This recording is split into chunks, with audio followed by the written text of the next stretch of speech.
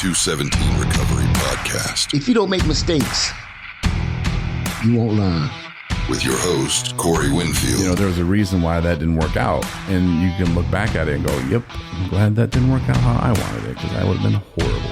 And co-host, Marty Winfield. Fairly expensive membership to Gold's Gym when I was in college, but I use that all the time.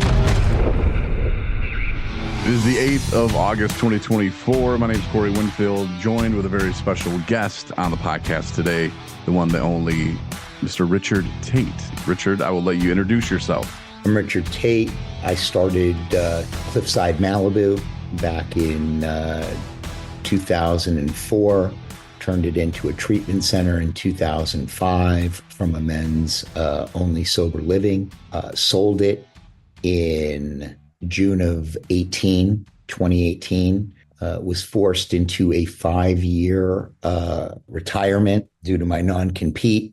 It was purgatory. It was actually worse than that. It was hell. And I'm back with something that we started from scratch called Carrera Treatment, Wellness, and Spa, which is one of one. It's the first of its kind anywhere. And I purchased an affordable treatment center called One Method Center with 24 beds. It's in network with a few things right now.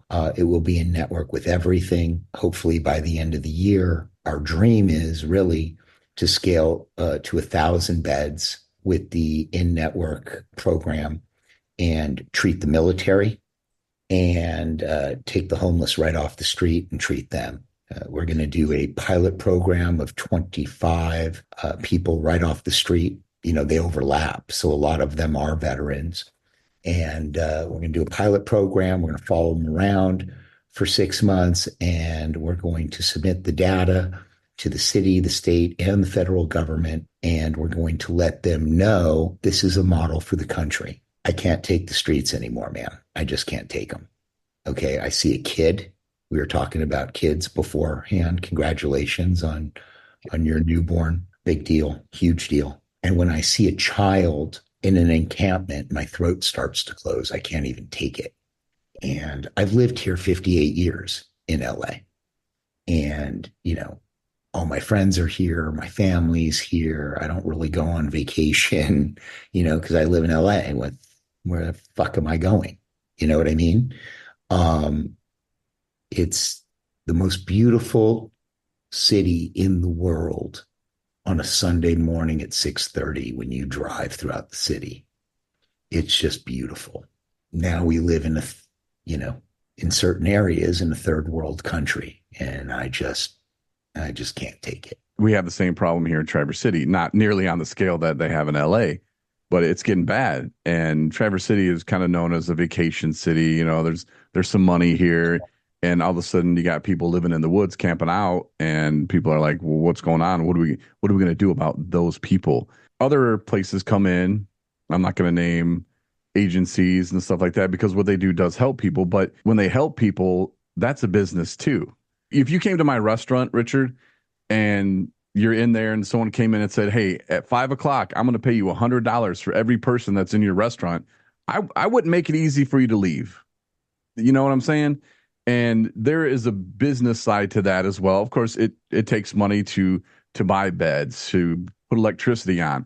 But when grants are coming through and people are getting like $5-6 million, and the end result is the same every year, something's got to change. Like, yes, they're providing a roof over someone's head. That's cool. But where's the next step?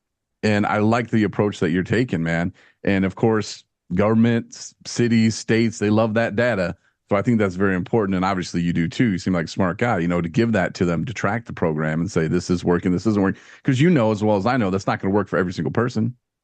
But when it works for 80% of them, that could be huge, man. It ain't going to work for 80% of them. I'm looking for 2/3. Okay. If I can get 2/3, and I think that's realistic, we can do it. And I've got a lot of plans for it. My buddy Ken Kraft has got over 2,700 beds right now with people living in them in LA. He's responsible for the tiny homes all over LA. I mean, he's just a hero. He's a hero, and he wants me to do his wraparound services. So maybe we'll do it there, and I'll just move my staff down there to do that and get more of them. I haven't really decided. I'm actually going when I get back.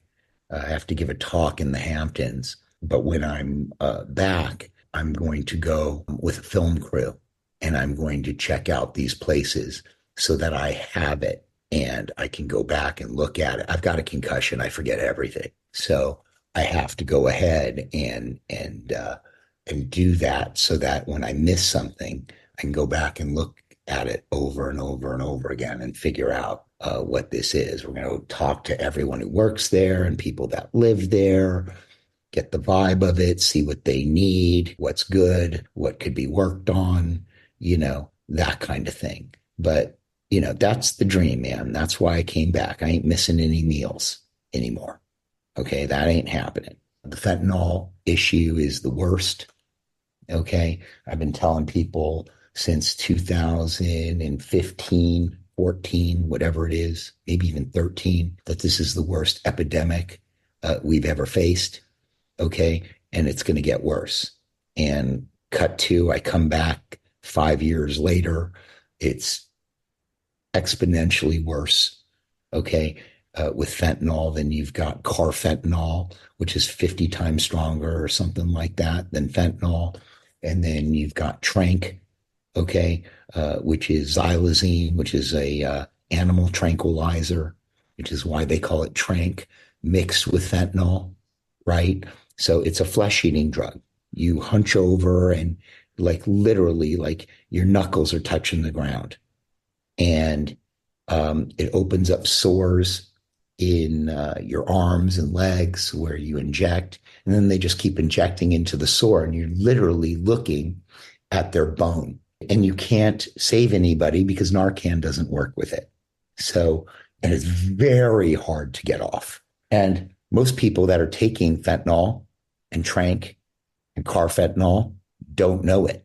They don't know it. Sure, because 7 out of 10 pills right now in powder have fentanyl in it, right? So you go ahead and you buy a Percocet and you think you're getting a Percocet and you're not. You're getting a Percocet laced with fentanyl, right? And that's why people are dying. You have to look at it like this. And I always explain it the same way. Okay. So I'm very disciplined and I stay on message. The chemicals to make fentanyl are brought from China and they are sent to Latin American countries, primarily Mexico. And then you've got some guy in a hazmat suit with a big wooden stick and a huge vat, and he's stirring the shit, right? Very scientific. And then they load them into pill form, right? Into molds. And think of it like a chocolate chip cookie. You bite into a chocolate chip cookie, you've got all these chocolate chips. The chocolate chips are fentanyl. You're dead. Sometimes you don't get any chips or one chip. Well, you're not that high, so you take another one. Now you're dead. Okay? So it's not if people are going to be dying. It's when they're going to be dying. For sure. I mean, this is just the worst epidemic we've ever had. And by the way, tranq is coming to a suburb near you. So, and not that that's going to make a difference because these are going to be richer people or whatever, because everything gets desensitized. Everything. Remember back in the day, I think it was like 10 years ago, maybe 9 years ago, in Connecticut, those first graders all got shot. There were like 21 kids that passed away and a couple teachers.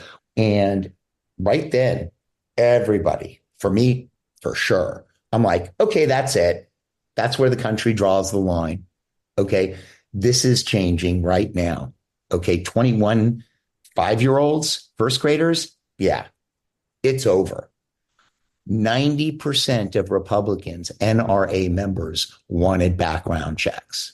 Everybody did. Do you think anything got done? Nothing got done. Okay, so this is just going to be the new normal. Okay, we never in our wildest dreams thought we'd ever see encampments on sidewalks, and now it's people just step over people to get to where they got to go. You got to leave this place better than you found it, man. That's it. Because Portland's real bad. People were actually vacationing to Philadelphia to video people on Trank because it was so bad. You could just drive down the street and there they are, right on the corner, look like zombies.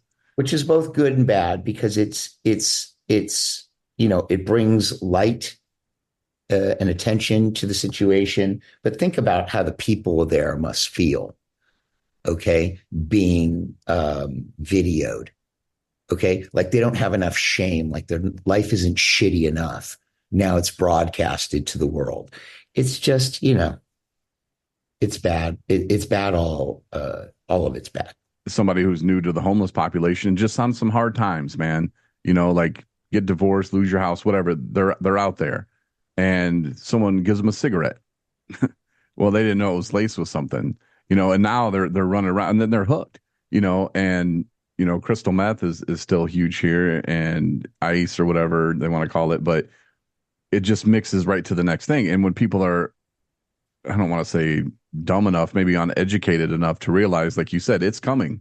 Miscalculation of community standards, I guess, our standards are better than that. And well, no, you don't understand how this works, do you? There is something that can be out in front of it, and we can help those people when they do need it. Like you were saying about the project that you have coming up, that is music to my ears, man. And I don't know if you're working with like behavioral facilities out there, because, some people I know here, they need like adult foster living, like they need a place to go. They cannot care for themselves, some of them, whether it be they were just out there because of that, whether drugs has taken their mental state to that place, but they cannot care for themselves. They don't know how to wash themselves. They don't know how to pay rent. They don't know how to do these basic things that you and I, yeah, sure, we know how to do that. But some of these people don't. So I think, getting them to that next level, and kind of separating them out to like, okay, this person has a substance use disorder. This person needs a little bit more care than that. This person has both, like let's see what we can do. But that seems like a large task. It's not. Let's get back to common sense. Okay. So a lot of these people are this close, like a hair from being homeless, right?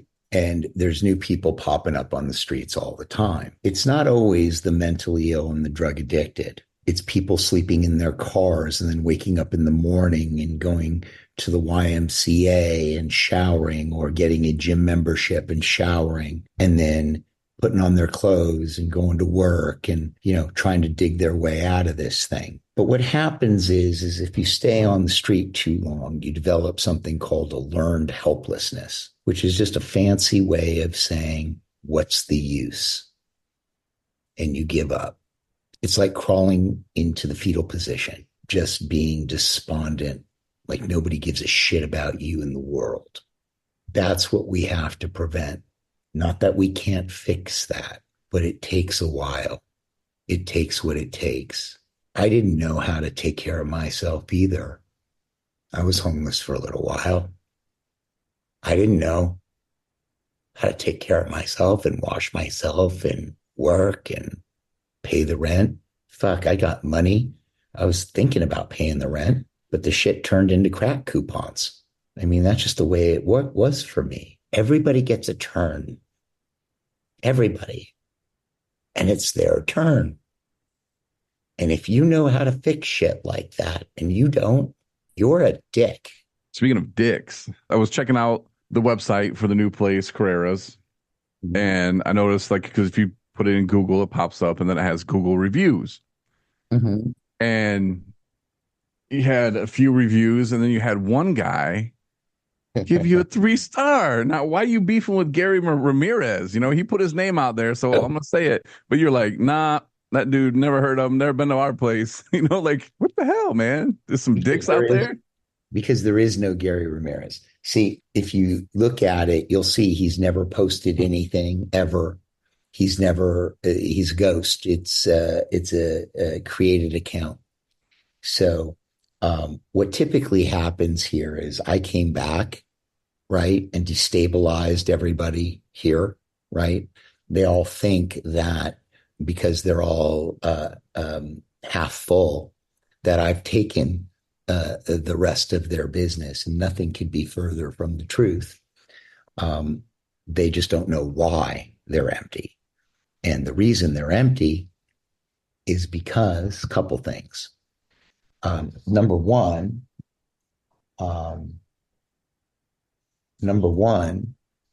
they're empty because it's hard to advertise on Google anymore. People don't know how to do it. I went ahead and did it the old way and donkeyed off 180,000 of my most favorite dollars in 2 months. I didn't get one client. That used to get me 18 clients. So I was pretty scared and I had to figure it out. But I figured it out because I have 120 employees and I'm not going to fail. Right. So I figured it out, but it cost me a fortune to figure it out. Not everybody's stupid enough to donkey off all their cash to figure something out. Okay. But I have no respect for money, none. So I just like to build things. So we're going to build it. And so that's one. The second thing is when I left in 2018, you were getting paid about 67 cents on the dollar for every dollar you build. Today, it's 25 cents on the dollar. That's right. Before, when I left, the average length of stay was just over 27 days.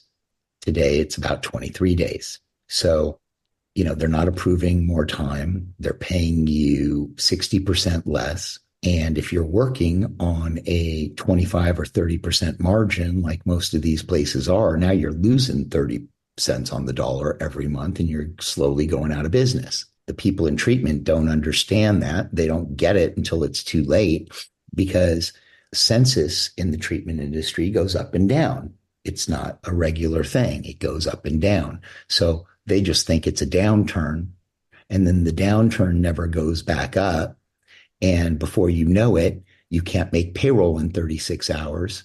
And that's why I bought One Method, because they couldn't make payroll. So these are the two reasons why people are struggling, the two major reasons. I mean, labor costs went way up after the pandemic. Nobody wanted to work. Now everybody works, and they have to be taught how to, everything when you don't do something for a while, it atrophies, right?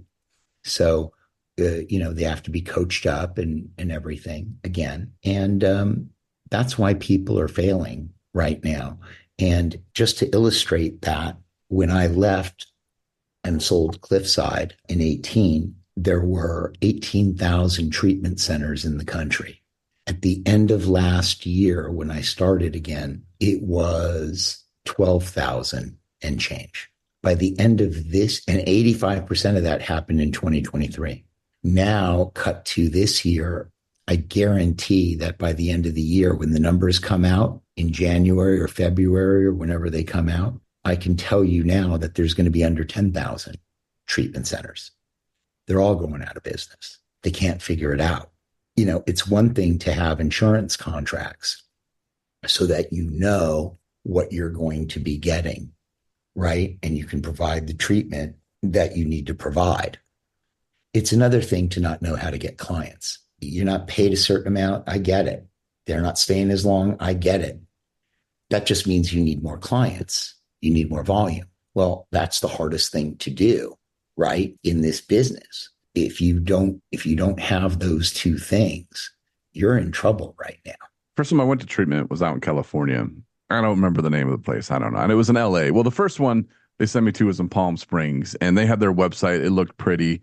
Thought, man, okay, this sounds good. So I fly out there, and what it actually was a Motel 6 that they had converted into a treatment center. And I get out there and I was like, you know what? You did this to yourself. You're going to have to just suck it up. And the guy throws me some sheets and says, you know how to make a bed? And I said, yeah, I know how to make a bed. And he's like, well, here you go.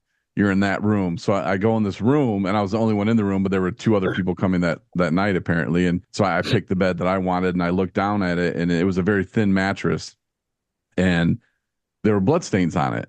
And I was, again, you did this to yourself, you got to suck it up. So I make the bed, and then I lay there, and I started thinking, like, this is an all men's facility. If it was a woman's facility, I could say, okay, the monthly thing happens. But then I started thinking, I'm like, this is a men's facility. Like, somebody gets stabbed in this motherfucker? Like, what is going on? They were shooting dope. Yeah, That's well, I was what's like, going on. what the fuck is going? So I'm laying there more, and I'm still trying to like tough myself through it. Like, you put yourself here, and I'm like, you know what? I don't think I'm gonna do this. I don't think this is gonna work for me. So I go out and I start to walk to the office to let them know, like, this isn't where I need to be, and this is not what your website looked like. And this dude walks up and he's like, yo, man, you got a cigarette? And I was like, well, sure, just don't, have sex with me when I'm not looking. Here you go. And so I gave him some cigarettes and I walked in the office. And I'm like, yeah, this isn't working. I was like, I gotta go. And they're like, all right, well, you're gonna owe us for this, and it was like 30 grand or something. And I was like, this is what we call false advertising. And I would love to see a bill for this because I'm not paying you guys nothing. And they're like, all right, get out. I'm like, well, can you guys call me a cab? And they're like, nope. And they just threw me right out in the street. Here I am in Palm Springs. And I call this guy who called himself a recovery treatment coordinator, and he kept telling me, man, I'm not getting paid anything for this. I'm not getting he was making sure, and I'm like, that's the first thing a liar tells me. Hi, I'm not a liar. I've had people say that to me, and I'm like, okay, well, you're a liar then, dude, because we all lie about something, and for you just to say that right off the rip, I think you're a liar. But I call him up and I'm like, dude, what's up? So then they send me to LA. This dude drives down to get me, brings me to LA. I was staying in this house they called the Orange House. It was in West Hollywood or something. And that was crazy, man. My first experience. And I go through this whole intake process, and the lady's telling me that I need to be on some kind of medication. And I was like, but I just want to quit drinking. And she was like, no, we need to put you on something because we need to charge your insurance company for it. And when she said that to me, and for the next probably 3 years, I did not trust anybody. Right. I thought they were all for the money. And then eventually, I get out of radio. I don't have insurance. I'm on Medicaid. So then you got to be bounced around through the state places, which some are okay, some aren't. But it still made me never trust them. And now, like, I kind of laugh about it now because I'm like, oh, that place was really after my Medicaid money because, Medicaid, they don't pay shit, like, but now I look at it as kind of funny. But that first experience, and that's why when we have people, because what we do is we take people to and from treatment. We have a recovery community center where we let people host their own meetings. If you want to play with Tonka trucks, bring them in. Let's go. If that can keep you sober, if you can build a community and you can have fun doing it, let's do it. We don't have one of those meetings yet, but we do have art. We have music. I mean, we let them pick whatever they want, But that treatment thing, taking people to and from treatment when they have no other way to get there is huge. And we use recovery coaches to do it. We have great conversations, and sometimes we're driving all over the state. We're in northern Michigan and we drive to Detroit. It's a 4-hour trip, and we're just talking. But there's nothing we're selling this person in the back seat, and it becomes a natural conversation. And that is such a huge advantage for people. And we're hoping to get some funding so we can like track that and actually report that to the state because, they love the numbers. So you got to give them the numbers and the funding to track that stuff would be nice. But there's some grants out there and we're doing what we can, but it's such a huge thing. And the state looks at it like, oh, well, you're just giving transportation. They say you can't bill for recovery coaching and gas mileage because that's double dipping. And I'm like, those are two different services, man. And some of that stuff can be very frustrating, but Companies, just so you know, are built, okay, to take money in and not let money out. The next insurance company that gives a shit about you will be the first. As far as, the bad actors in our industry, there's a shit ton of them. There are more bad actors, I would argue, than not. That's a horrible state of affairs for treatment in this country. But, it's true. And the client-facing people that work at a treatment center, the therapists in particular, are generally very good souls. Now, whether or not they have the ability to help anybody is debatable. I think only about, certainly in the single digits, and I would argue 2 or 3% of the people that actually work in treatment centers have the ability to help anybody. Or a real alcoholic like me, somebody who came in, had a back surgery and took pills for a couple months or 3 months or 6 months or whatever it is, and it's got them right. They don't have it because they're physically dependent. That's one thing. Okay. Anybody can do that. But the owners, but they're generally kind souls, and they're certainly not going to hurt anybody. and they're going to just time matters, right? So they're going to help people based on that. They'll meet people they connect to. They'll have a therapeutic alliance. They'll meet friends there for support. That's all good. But the people who are shitty are generally the ownership. And there's nothing worse than Florida. People will call me and say, I don't want to come to LA, there's this place in Florida. I'm like, hold on, go to Georgia, go anywhere. Okay. Literally anywhere but Florida, because there's so many bad actors in Florida. You don't know who's righteous and who isn't. This is the home of pill mills, where they were selling pills in parking lots of fast food restaurants. This is the beginning of the labs, where you take a cup of urine and you charge $3,900 for it, and they do it. I mean, these guys did it 3 times a day, so they're making 10 grand. After some cuts, they're making 10 grand a day just on piss. I mean, they're in the piss business. They're not in the treatment business. Now, they cut a lot of that down. So now you're not getting paid on any of that. I mean, I didn't have a lab until like 2016, 2 years before I sold Cliffside. Everyone was charging $38.95, $39.25, whatever it was. And we were charging $577 because I just wanted to make certain that, and I had an opinion letter from an attorney that said I could charge $750, but I didn't even think that was right. I think you could make $100 testing somebody twice a week, and that was enough cushion for me to where I wouldn't lose money. I didn't want to make any money. I just didn't want to lose money, but I did want to know who the hell was loaded in my place and not wait a week to find out. I wanted to know in, a couple hours, because we gave a shit about our people. But the owners are usually the worst, man. They just are. And it's not because they start out being bad people. Maybe they don't. But you have a bunch of employees and you have the stress of it. And you just, you take shortcuts, like not giving people back their money after being there a day when they were lured there under false pretenses. And it's even worse than that. They have something called the Florida Shuffle, right? Where they'll take in somebody with great insurance or cash. The guy leaves, the insurance company stops paying, the parents stop paying, whatever it is. They leave. A hot girl is there, right, to meet them, takes them, pumps them full of cocaine and benzos and alcohol, opiates, so that they're poly substance users, right? That means that they use a ton of shit, right? And ton of different shit. And then they come back and they tell the parents, oh, he's fucked up again. We need the help. Or he tells the insurance company, I'm sorry, it didn't hold, didn't take. And that's the kind of stuff that they do. They do the body brokering where they're buying clients, all this stuff where they take their breaks on the front end.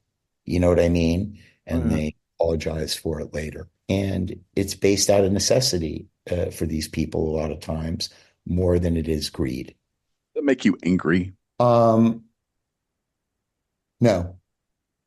because I think I have a different outlook on life.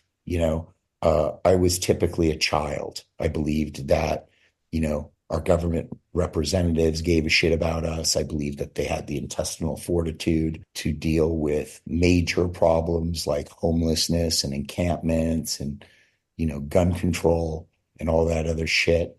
Nobody's taking anybody's fucking guns. I mean, what the fuck? There's more guns in this nation by miles than there are people. Okay, good luck with that. Nobody's taking anybody's guns. But do you really need a gun with a magazine that can take out 21 kids in 5 minutes? 21 first graders? Really? That's what you need? So when you talk about people body brokering and doing that other shit with these women and everything, it's depressing, but I've learned to live with my disappointment. It's sad. I mean, I'm disappointed, and I'm doing the best I can to, get a foot in the door. I may be on a commission for the VA to where I me and this commission go and we talk to the city council and we make recommendations on stuff like this. They're not going to listen. They don't give a fuck. But we're going to do this, and we're going to exhaust all our legislative remedies. We're going to do this one, and we're going to do that one, and I'm going to learn about it. A good friend of mine will be the district attorney on November 5th because he's going to beat the shit out of this freak Gascon because he's a good man. So the encampment's done. The smash and grabs where you run into a place and steal $995 worth of shit and traumatize everybody in the store, and they knock over old ladies and mothers with strollers and shit and traumatize all the employees. That's done. This fentanyl thing. Okay, they're going to start prosecuting for that. I've been running a PSA up in Sacramento to shame these folks to pass something called Alexandra's Law, which is basically just a traffic ticket. And basically what it says is, okay, drug dealer, this is your one get out of jail free card, but the next time you're fucked. And that can't pass. It can't pass because the Democrats won't pass it. And I'm not a Democrat. I'm not a Republican. I'm the adult in the room. I'm in the middle. I love my Republican brothers and sisters. I love my Democrat brothers and sisters. I just don't like the crazies on each end of the pole. Let's not do crazy. Let's get back to common sense, take care of each other, do right by everyone, and leave this place better than we found it. Okay, there's nothing to get here. There's only to give. That's childlike thinking because people aren't acting like that. They're too self-interested and too polarized due to social media. These are problems that we've got right now, and they bleed into and overlap into our areas. Thanks again, Richard Taite, for joining me on the program. For more on Richard Taite, Google him. It's Taite. Thanks for listening to the 217 Recovery Podcast. Listen to over 900 episodes on the 217 Recovery app that's free in your app store or online at 217recovery.com.